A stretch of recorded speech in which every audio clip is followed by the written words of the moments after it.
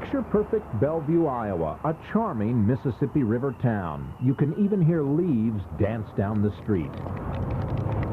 Kids in the schoolyard. And church bells bouncing off the bluffs.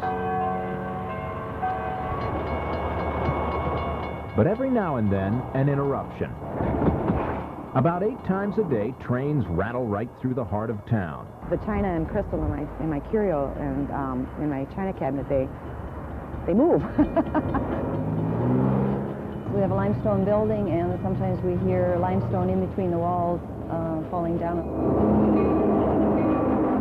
Hoping I'd beat it. It's not anything that we've grown accustomed to it.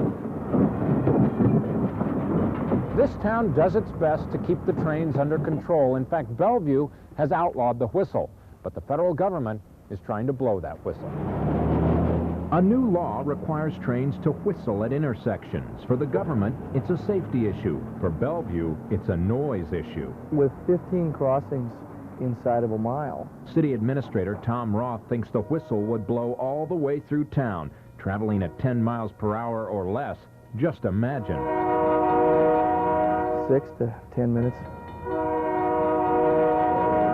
Times 8 or 10 trains a day. You know, it could be anywhere to an hour and a half a day. That's a sound many here can do without. Just another thing to put up with, I guess, huh? First the vibrations and now the noise. I don't think I would like that either.